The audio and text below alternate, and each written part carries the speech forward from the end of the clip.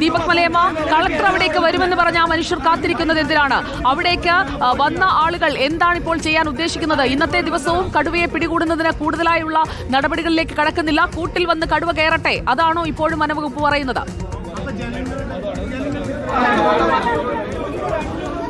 സുജയ, ഇതിൽ ഏറ്റവും പ്രധാനപ്പെട്ട കാര്യം ഈ ഉത്തരവ് ഇറക്കുമ്പോൾ തന്നെ വളരെ വ്യക്തമാണ്. വനംവകുപ്പിനെ സംബന്ധിച്ച് അവർക്ക് ഇറക്കാൻ കഴിയുന്ന NTCAയുടെ ഗൈഡ് ലൈൻസ് അനുസരിച്ചുള്ള ഉത്തരവാണ് ഇറക്കിയിരിക്കുന്നത്. അതുപ്രകാരം കടുവയെ ആദ്യഘട്ടത്തിൽ കൂടുവെച്ച് പിടികൂടാനുള്ള ശ്രമങ്ങൾ നടത്തും. അത് സാധ്യമല്ലെങ്കിൽ മയക്കൂടി വെച്ച് പിടികൂടുന്നതിനുള്ള വേണ്ടിയുള്ള നീക്കങ്ങൾ, അതുമല്ലെങ്കിൽ നരഭോജി കടുവയാണ് ഇത് എന്ന് സ്ഥിരീകരിക്കാൻ ഉതകുന്ന തരത്തിലുള്ള വിവരങ്ങൾ ലഭ്യമാകണം. അതുകൂടി ലഭ്യമായാൽ മാത്രമേ കടുവയെ വെടിവെച്ച് കൊല്ലാൻ കഴിയൂ എന്നുള്ളതാണ് നാഷണൽ ടൈഗർ കൺസർവേഷൻ അതോറിറ്റിയുടെ ഒരു ഗൈഡ് ലൈൻ എന്ന് പറയുന്നത്. അതനുസരിച്ച് മാത്രമേ വനംവകുപ്പ് സംഘത്തിന് പ്രവർത്തിക്കാൻ കഴിയുകയുള്ളൂ. പക്ഷേ ഇതിലുള്ള ഏറ്റവും പ്രധാനപ്പെട്ട വിഷയം എന്ന് പറയുന്നത്, ഇങ്ങനെ ഒരു കടുവ ഒരു മനുഷ്യനെ ആക്രമിക്കുകയും ആ മനുഷ്യജീവൻ പൊലിയുകയും ചെയ്തിട്ട് പോലും ഇപ്പോഴും അതിനെ തിരയാനോ അല്ലെങ്കിൽ അതിനെ ഈ മേഖലയിൽ നിന്നും തുരത്താനോ കഴിയാത്ത വിധത്തിലേക്ക് വനംവകുപ്പ് സംഘത്തിന്റെ നിസ്സംഗത തുടരുന്നു എന്നുള്ളതാണ് കടുവയുടെ ദൃശ്യങ്ങൾ പതിഞ്ഞിട്ടുണ്ട്.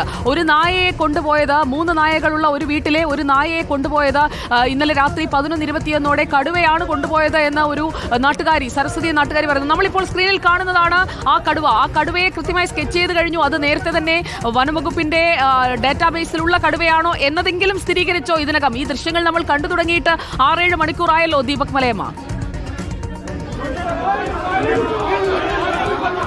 സുജി, അതിൽ ചെറിയ തിരുത്തുണ്ട്. കാരണം ഞാൻ മനസ്സിലാക്കുന്ന ദൃശ്യങ്ങൾ എന്ന് പറയുന്നത് ചേകാടി മേഖലയിൽ ഇറങ്ങിയ കടുവയുമായി ബന്ധപ്പെട്ടതാണ്. വനംവകുപ്പിന്റെ ക്യാമറയിൽ പതിഞ്ഞിരിക്കുന്ന കടുവയുടെ പഗ്മാർക്ക് ഉൾപ്പെടെ പരിശോധിക്കേണ്ടതുണ്ട്. അത് ഏത് മേഖലയിൽ നിന്ന് വന്നിരിക്കും? 100% കളക്ടറോട് വരില്ല എന്നാണ് നമുക്ക് കിട്ടിയ റിപ്പോർട്ട്. അത് എന്തുകൊണ്ട്, അത് ഏത് വിഭാഗം ആരാണ് കളക്ടർ വരവ് മുടക്കി എന്നുള്ളത് പഠിക്കണം. അത് നിങ്ങൾ മാധ്യമക്കാർ പഠിച്ചു നോക്കുന്നത് അത്യാവശ്യ ഘടകമാണ്. കളക്ടർ വരില്ല. ആൾക്കാർ ഇപ്പോഴും സൈലന്റാ. ഒരു വിഭാഗം ആൾക്കാർ ഇപ്പോഴും ഏക തെളിവ് അവർ സൈലന്റ് ആയിട്ട് നിൽക്കുന്നത് കാണണം. സുജയ, നേരത്തെ കളക്ടറുമായി നമ്മൾ ബന്ധപ്പെട്ടപ്പോൾ കിട്ടിയ അതേ വിവരം തന്നെ ഇവിടെ നാട്ടുകാരും പങ്കുവെച്ച് തുടങ്ങിയിരിക്കുന്നു. അതായത് കളക്ടർ വരില്ല. 5 മിനിറ്റ് കഴിഞ്ഞു. കളക്ടർ വരില്ല. കളക്ടറേറ്റിലേക്ക് പ്രതിഷേധം വ്യാപിക്കുമോ അങ്ങനെയാണെങ്കിൽ? ഒരു കുടുംബമാണ്, ഒരു മനുഷ്യനാണ്, ചോരനീരുള്ള ഒരു പെണ്ണാണ് പോയി കിടക്കുന്നത്. അത് കുയിലെത്തി. എന്നിട്ട് ഇവർക്ക് വരാൻ പറ്റൂല.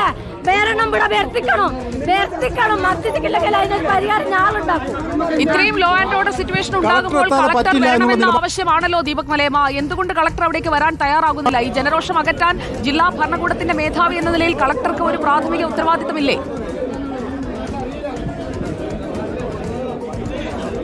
അത് തീർച്ചയായും ഉണ്ട്. കളക്ടർ പക്ഷേ ഇന്നലെ തന്നെ ഈ മോർച്ചറിക്ക് പരിസരത്ത് എത്തുകയും അവിടെ നിന്ന് ഈ കുടുംബത്തിന് വേണ്ട ഉറപ്പുകൾ നൽകുകയും ചെയ്തിട്ടുണ്ട്. അതിനപ്പുറത്തേക്ക് വനംവകുപ്പുമായി ബന്ധപ്പെട്ട വിഷയത്തിൽ ആ അർത്ഥത്തിലൊരു ഇടപെടൽ ഇല്ല എന്നുള്ളതാണ്. ഇങ്ങനെ ഒരു വലിയ ബഹളത്തിലേക്കൊക്കെ കാര്യങ്ങൾ പോകുമ്പോൾ ഇന്ന് രാവിലെ മുതൽ ഇത്തരത്തിൽ സമരങ്ങൾ അരങ്ങേറുകയും അതുമായി ബന്ധപ്പെട്ടുകൊണ്ട് ചർച്ചകൾ അനിവാര്യമാണ് എന്നുള്ള അവസ്ഥയിലേക്കൊക്കെ എത്തുകയും ചെയ്യുമ്പോൾ പോലും കളക്ടറോ അല്ലെങ്കിൽ ADM ഉൾപ്പെടെയുള്ള ആളുകളോ ഈ മേഖലയിലേക്ക് പഞ്ചാരക്കൊല്ലിയിലേക്ക് എത്തുകയോ ഈ നിൽക്കുന്ന ആളുകളുമായി സംസാരിക്കാൻ തയ്യാറാവുകയോ ചെയ്തിട്ടില്ല എന്നുള്ള സാഹചര്യം നിലനിൽക്കുന്നുണ്ട്. അതുകൊണ്ട് കൂടിയാണ് ഇപ്പോൾ 4 മണിയിലേക്ക് കടന്ന ഘട്ടത്തിൽ ഇനിയും ില്ല എന്നുള്ള നിലപാട് ഈ നാട്ടുകാർ സ്വീകരിക്കുകയും അവർ തുടർന്ന് ബഹളം വെച്ച് ഈ ഓഫീസിനകത്തേക്ക് തള്ളിക്കയറാനുള്ള ശ്രമങ്ങൾ നടത്തുകയും ചെയ്തത്. ഒരു ഘട്ടം വരെ ഡോക്ടർ അരുൺ സക്രി എത്തുന്നു എന്നുള്ളതായിരുന്നു ഈ നാട്ടുകാരുടെ ആശ്വാസം അല്ലെങ്കിൽ ആത്മവിശ്വാസം എന്ന് പറയുന്നത്.